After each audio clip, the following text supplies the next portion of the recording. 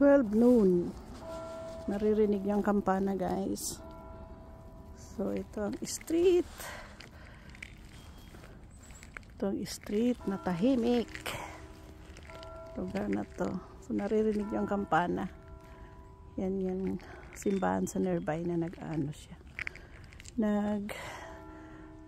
Nagre-ring pag it's 12 noon. Yan. Ang ganda ng panahon, guys, pero super lamig.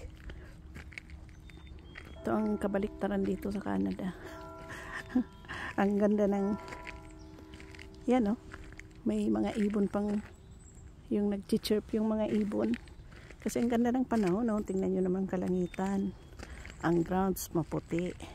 Ang ganda. Pero kuidaw ka, super lamig. Tagos to the bones. Yan. Naglabasan na yung mga ibon. Naririnig yung chirping nila, guys. Ganyan sila. Ayan. Ganda talaga ng kalangitan. Blue blue. Blue blue siya. Ayan. Yan, no? May nest kasi doon sa dulo. Yan, no? Yung ibon. Yan, no? Ayan siya. Ayan, dalawang ibon. Yan, no? Yan, lumipad na. Ganda ng kanilang ano, tunog. Nag-chirp sila. So, kala nila ano na, spring na kasi ang ganda ng panahon. That's it for now, guys. Thanks for watching my videos.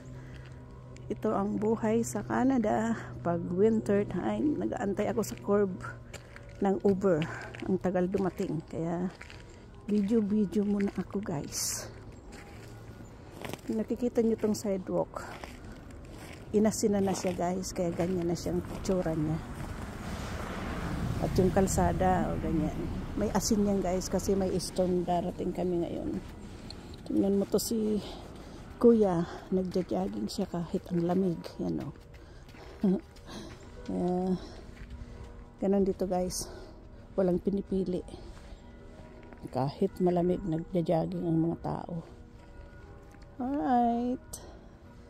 That's it for today, guys. Hanggang dito na muna ang aking vlog. Parating na ang aking Uber. Thank you for watching. Remember to follow, comment, react, and share. Thanks for watching.